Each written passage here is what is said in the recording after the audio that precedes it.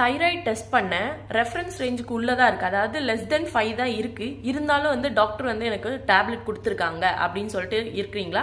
அப்போ கண்டிப்பாக ஏன் எதுக்குன்றது இந்த வீடியோவில் பார்த்தீங்கன்னா உங்களுக்கு ஃபுல்லாக தெரியும். ஸோ இந்த மாதிரி யூஸ்ஃபுல்லான வீடியோஸ்க்கு நம்ம சேனலில் ஃபாலோ பண்ணிக்கோங்க, மறக்காம சப்ஸ்கிரைப் பண்ணி வச்சுக்கோங்க.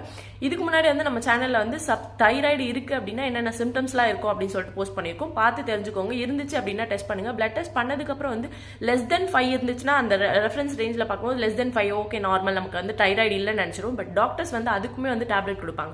அது ஏன் அப்படின்னா சப் கிளினிக்கல் தைராய்டு அப்படின்ற மாதிரி ஒரு கண்டிஷன் சொல்றாங்க. என்ன அப்படின்னா தைராய்டு இருக்கு பட் ரொம்ப ஆக்டிவா இல்லை, பட் இருந்தாலும் மெடிசன் எடுக்கிறது நல்லது அப்படின்ற மாதிரி. அதாவது இது வந்து 3 to 5 ரேஞ்சுக்குள்ள இருந்துச்சு அப்படின்னா கண்டிப்பா வந்து டேப்லெட்ஸ் கொடுக்குறாங்க டாக்டர்ஸ். ஸோ அது மட்டும் இல்லாம பிரெக்னன்சிக்கு ட்ரை பண்றீங்க அப்படின்னா லெஸ் தென் 2 இருக்கணும் டிஎஸ்ஹெச்சோட level thyroid. So thyroid stimulating hormone TSH வந்து லெஸ் தென் 2 இருந்தால் தான் பிரெக்னன்சிக்கு பாசிபிள். ஸோ பிரெக்னன்சிக்கு ட்ரை பண்றீங்க அப்படின்னா லெஸ் தென் 2 இருக்கிறவங்க